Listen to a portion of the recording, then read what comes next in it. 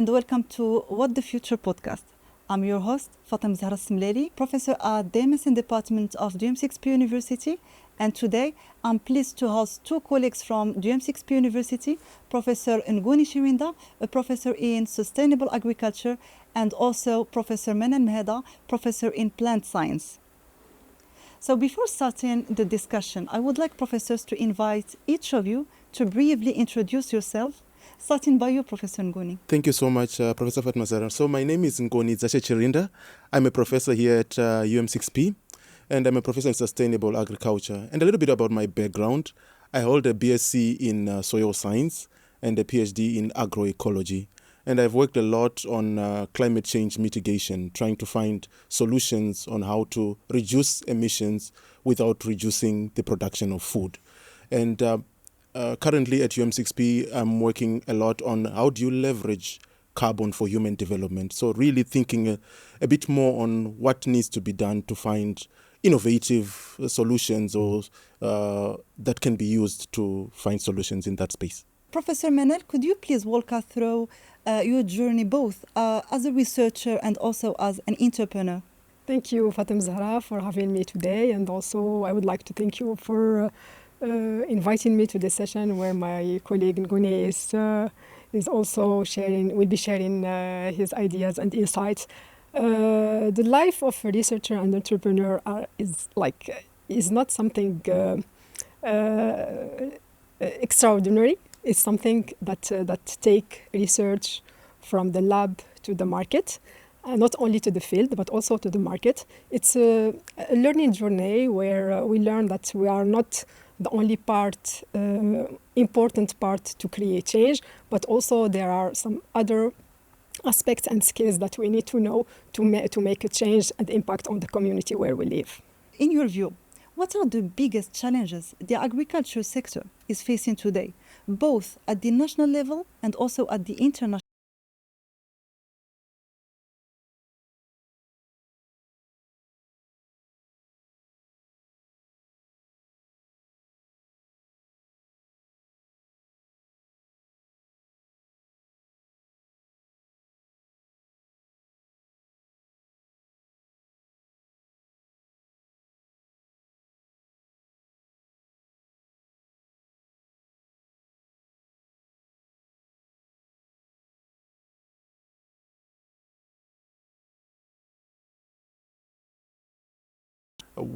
Agriculture faces is that currently with climate change, which is kind of slowly evolving into a climate crisis. Really, it's no longer we're not really not talking about change that much, but maybe talking about a crisis in a way, because in a lot of places it's getting too warm, too hot actually, and it is becoming more difficult to even predict. The climate is less predictable. There are more extreme events like droughts, and in some cases even floods, and which is making it harder to produce anything, right? And in order to adapt, we really need innovative solutions that work within that context of a warmer climate and a drier climate, really, if we were to think about it. And in the context of Morocco, water scarcity becomes an issue, right? Because as you know, there is a continuous decrease in the amount of rainfall that we are receiving. For instance, here in Bengueri, we're continuously receiving less and less rainfall. So in terms of the challenge that agriculture is facing, that is one of the challenges. Another important thing is that agriculture, besides causing besides being affected by climate change, also causes climate change. So how do we work on coming up with more efficient systems? But the problem is, how do we reduce the emissions that agriculture produces? So those are, in my view, some of the critical challenges that agriculture is facing. So according to Professor Ngoni, one of the main challenges agriculture is facing is related to climate change. Yeah. Indeed, yeah. I will not repeat what Ngoni just said, but the world has recently knew Bengueri as the hottest city in the world, achieving more than 46 degrees C. And we were all surprised seeing Bengueri in all the news around the world. which mean that we are severely affected by climate crisis, the extreme events, the uncertainty and the uncertainty of rain, and also the heat which sometimes occur in sensitive growth stage that will surely affect the harvest. So in addition to that, I will add there is another point, which is the knowledge and the technology gap that we are facing.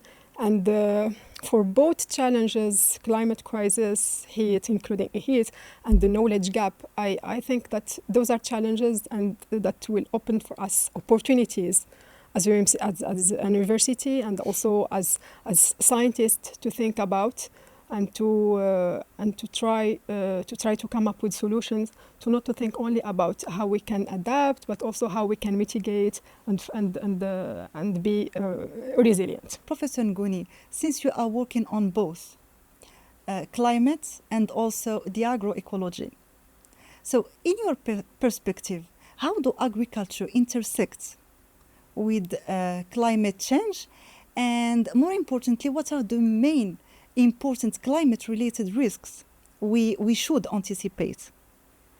Yeah, that's a very good question. Thank you so much for that. And the first intersection is, as I mentioned earlier, that it is both causing and being affected. And maybe if we step back and say, how is agriculture causing climate change, right? And during my career, I've also worked a bit with rice systems. I've worked with livestock systems. And these are some of the major sources of greenhouse gas emissions. And it is really lack of efficiency in our production systems. And of course, pressure from an increasing population, global population. So there is increased demand for food, which is putting more pressure on agriculture. So we need to produce more to feed a growing population.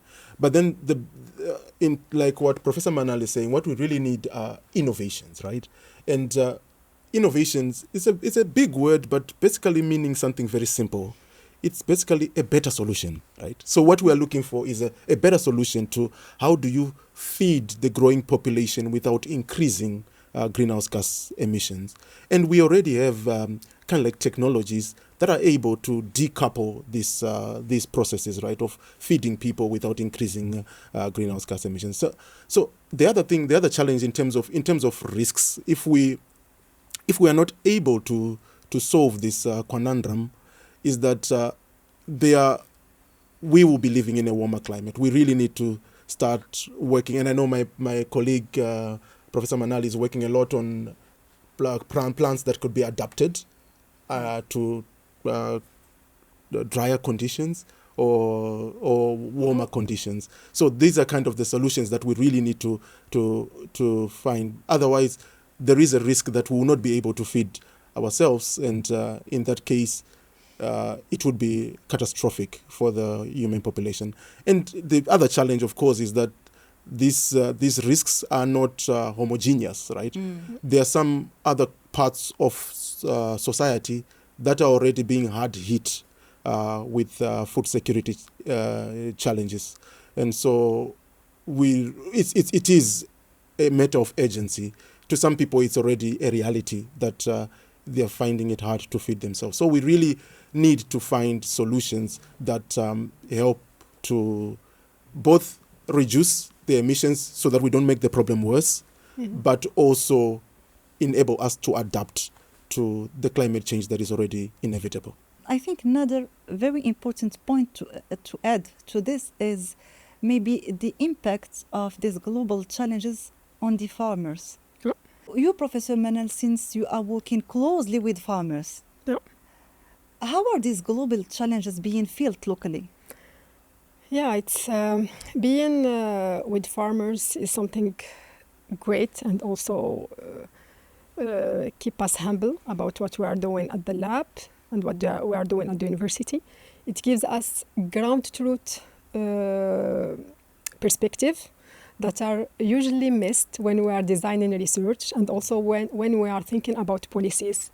And putting the farmer in the middle of our discussion and in the middle of our design help us to rethink and redesign any agri-food system, any technology. And I will take it from where Professor Ngoni stopped, is when we design or we have solution and good solutions and innovations, we need to implement them in the field. And if we don't work with farmers, if we don't work with NGOs, if we don't put them in the middle of our design, it will not achieve the goal we were expecting. Yes, there is a concept that always came up, the climate smart agriculture, also called as CSA.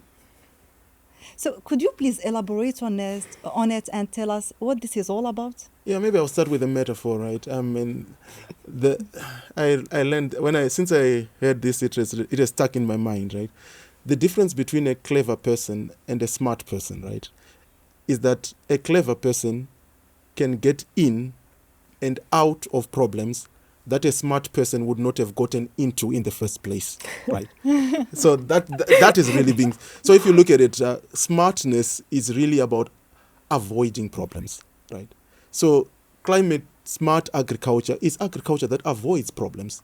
So if you look at it, there are three pillars of climate smart agriculture, right? Which is reduced emissions, right?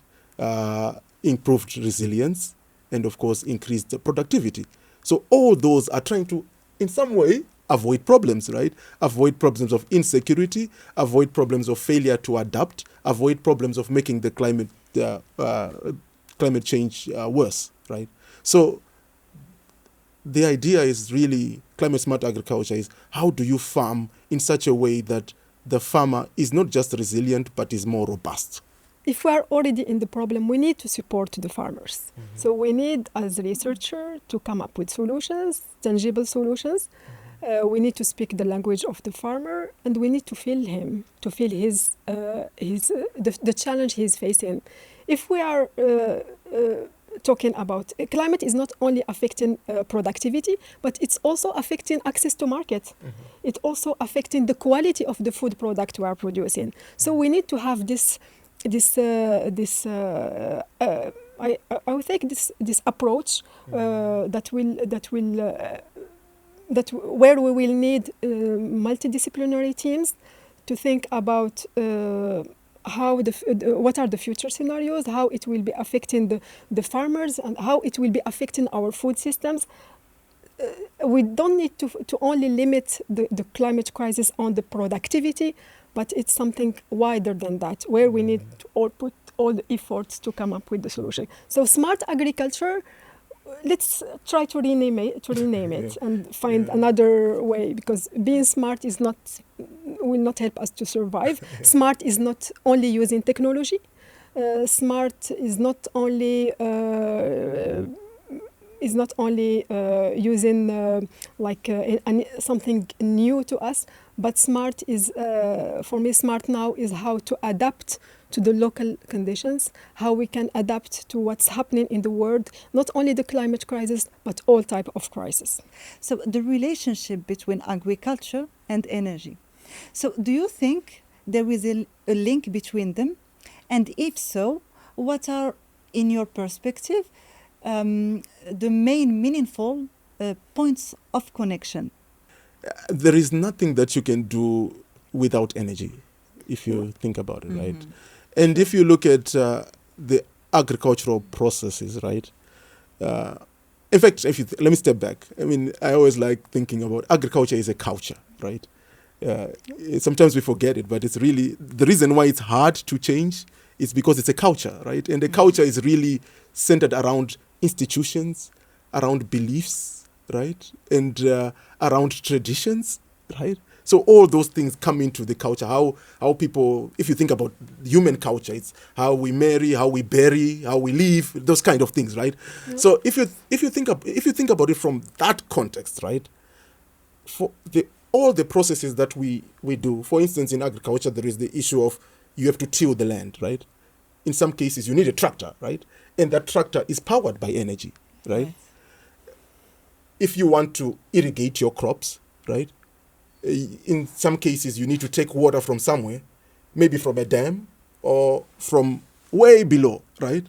and bring it up. So to do that, you need energy, right? So there is a clear link between energy and agriculture.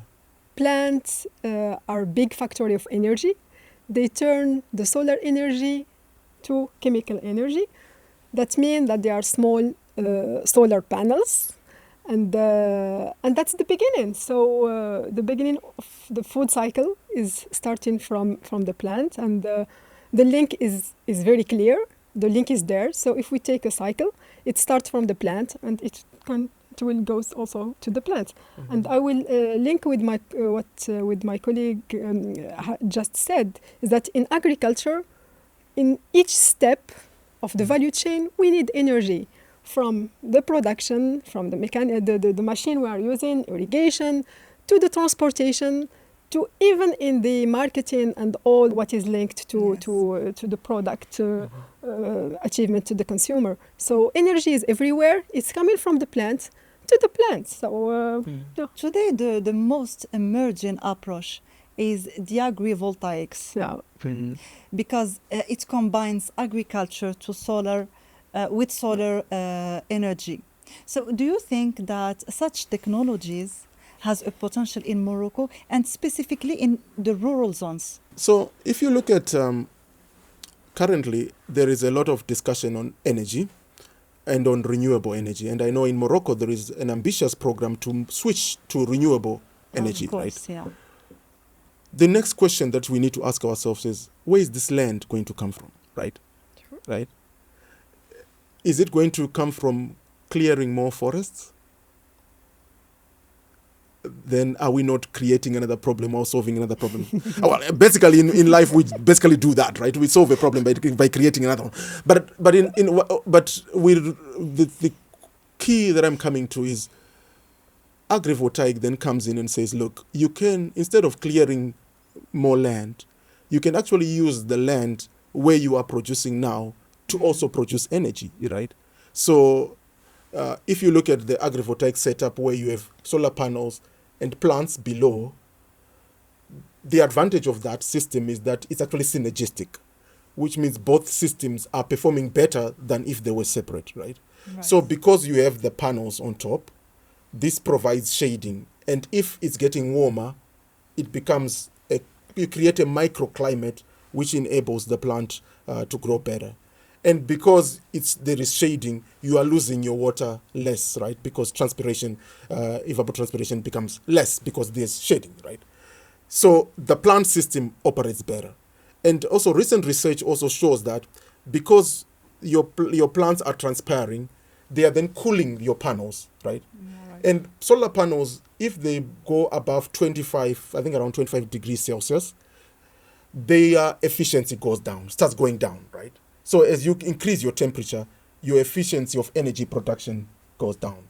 So because you have cooling from the plants underneath, that means that system now is able to perform better, right? So you gain some efficiency because of that cooling. So on your question on whether this could work in Morocco, for sure. I mean, Morocco is blessed with sunshine, right?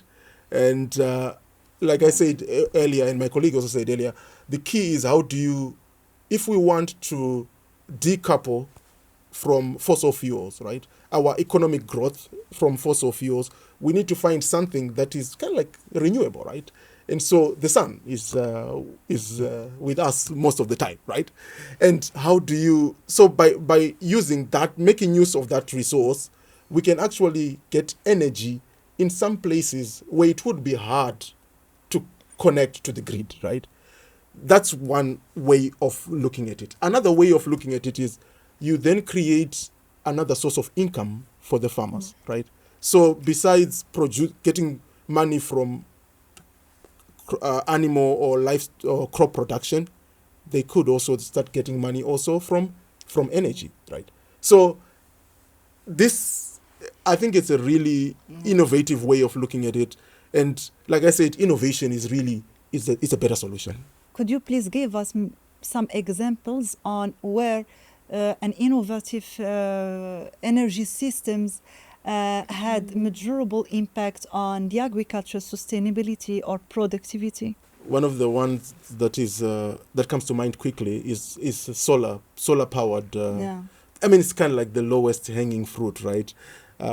If you are able to use solar to take water from groundwater and bring it to the surface and then use it for irrigation, that means you, instead of using a fossil fuel powered pump, you are using renewable resources, right? And then because you are doing that, the farmer has control over one of the most important variable in agriculture, which is rainfall, right? They have control over water, right? And which is in some way, if you think about it, right, is one of the major adaptation strategy for agriculture is actually having a control over the water, right? If you're able to do that, if you're able to irrigate, you can produce under so many different conditions, right?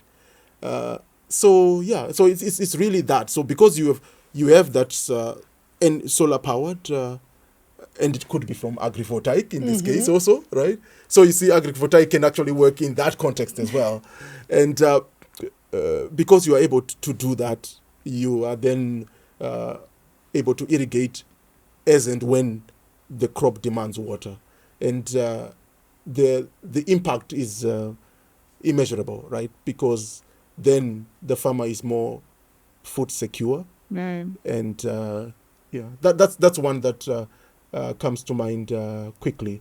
Well, agrivoltaic is we can think about two systems. The first one is an open field where we have a land where we are putting a solar panel on it, and we have a closed system solar panel on greenhouses, and this help the big companies to reduce the cost to 80%.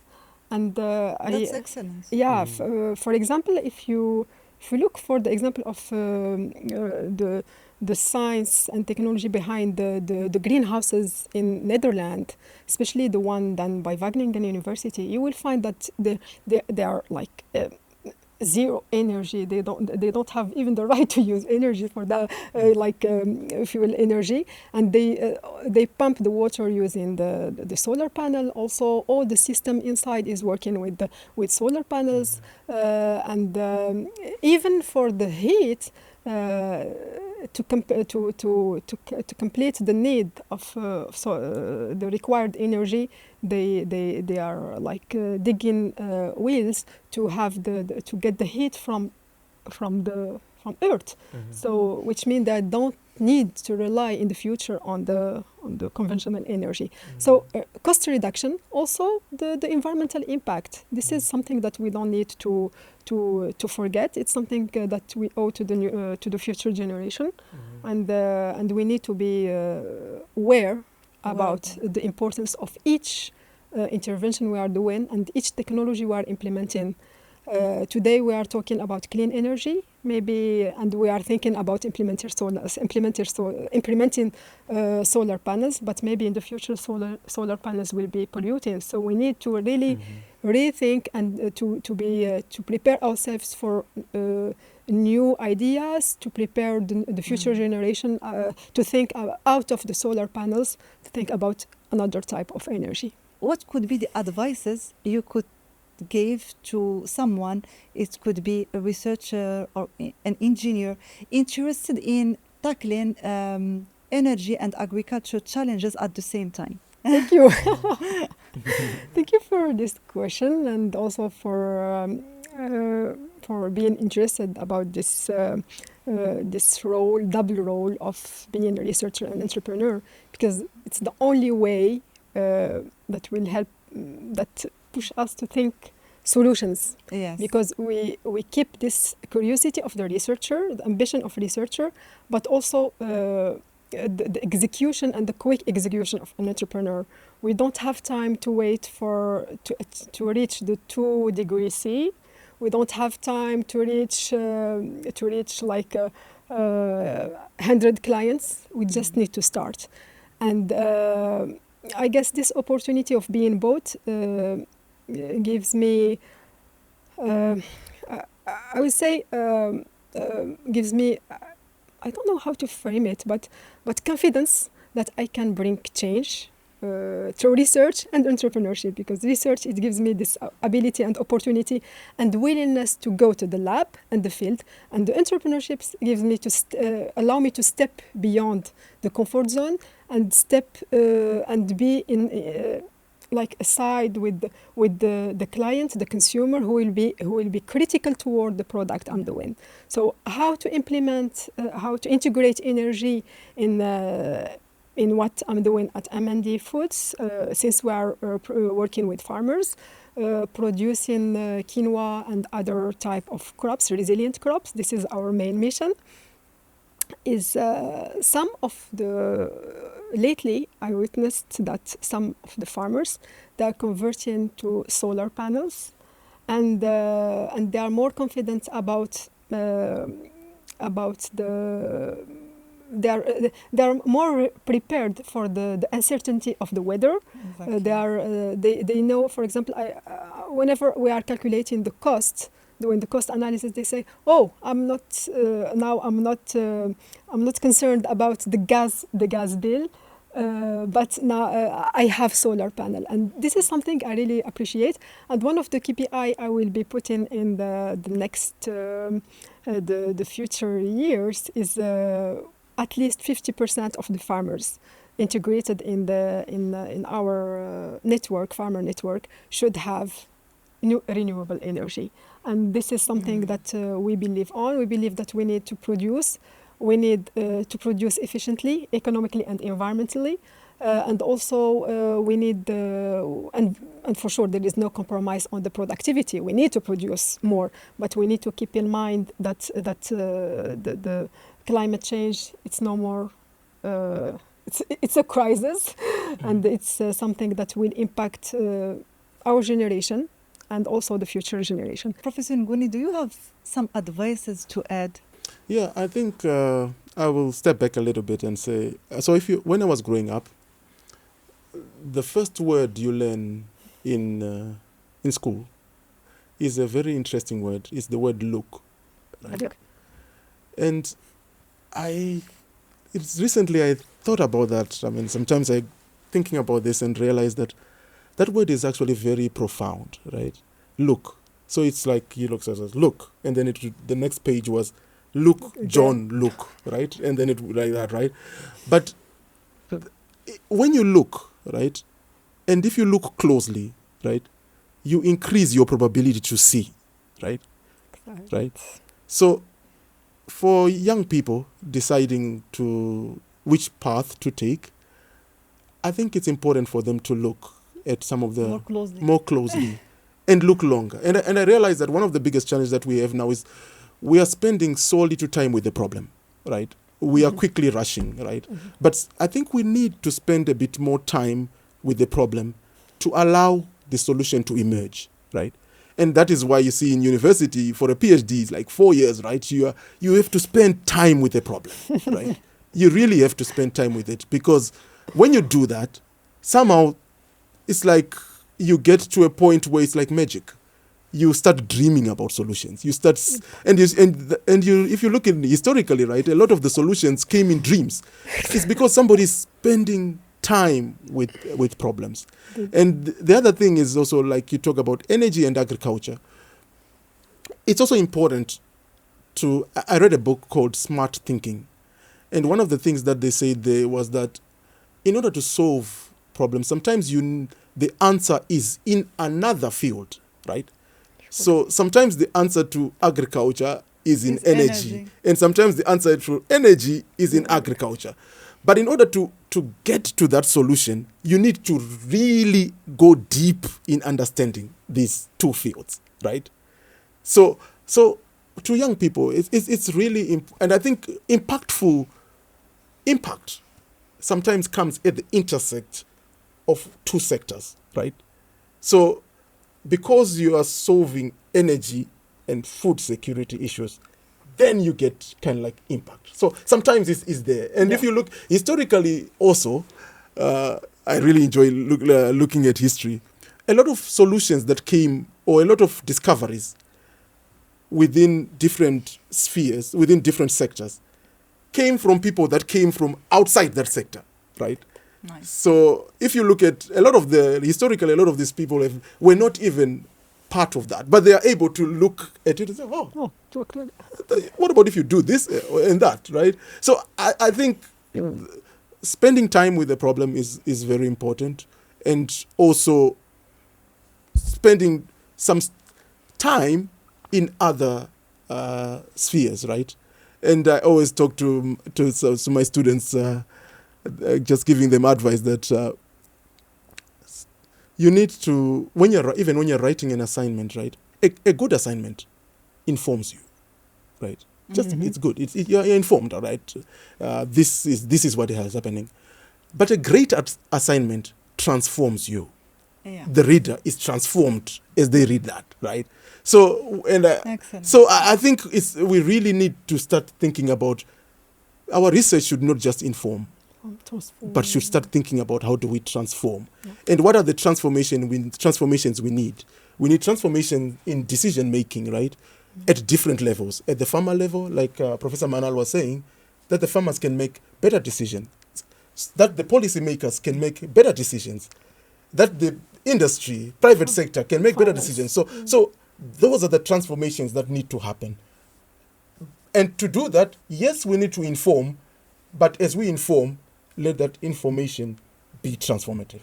If Morocco had to focus on one single shift to align its agricultural sector with its national clean energy ambitions, what would it be and why? Sometimes you start with the lowest hanging fruit, right? I mean, because the lowest hanging fruit, you can pluck it. It's low, so maybe you can, right? And I think one of the lowest hanging fruit I see for Morocco is what Morocco is already doing in the solar, in the energy space, right? I think that is something that is, to me, is because Morocco is blessed with solar energy. Yeah. And it would be a waste if it's not utilized, right? So since you said one, I think that would be a place where I think would be to start. But of course, one other key thing is like what Professor Manal said is, for that to make sense, there is also like what Morocco is already doing, investing in young people, right, in the education. I mean, knowledge is one of the most important things that we can invest in, right? If you know, right, if you are able to understand what is happening, then you are able to innovate. So I think this sorry, you said one, but I just felt that education is something that would be key. That I mean, there was some singer before who sang and says, education is the key, right? Education it is the key, right? So when all the doors are closed, what takes you out of the situation you find yourself in? Education is a key, right? So I think investing in education is the key to unlocking a lot of things, right? So we find ourselves in a climate challenge. We find ourselves in thinking about how do we feed ourselves in a warmer climate, and how are we going to unlock the things that will make us adapt or mitigate. It's really education. So I think education and also renewable energies, in this case specifically, the key shift solar, to focus on. Yeah. For me, I support what Ngoni has just said about education, and I will add scaling up innovation. I would add it if you didn't. Because that's important. Yeah, it's very important, and we are blessed by being here in this place at DreamSixP, where we are able to take things from TRL 1 to 2 to 3 and beyond. And I guess we are not all made to work on fundamental and also applied, but the beauty of DreamSixP is that We have all the They blocks. created the Well, environment yeah. to move We from have- research to applied research. Exactly, taking it from the lab to the consumer, and we have a lot of ideas on TRL 3 to 4, and they sink there. They just stay there. They stay in the libraries. They stay now in the computer, in archives, etc. I think if we a little bit step back and take some of them and try to scale them, we will fail. Some will fail, but I'm sure that some will change the world, and some will change how we are looking at energy and agriculture. Thank you, Professor Chirinda and Professor Manal Mhada, for sharing with us your thoughts on how agriculture, climate, and energy are closely interconnected together, not only in theory but also in practice and across several sectors. Thank you for listening, and stay tuned for more episodes of What the Future podcast only on Times of UM6P.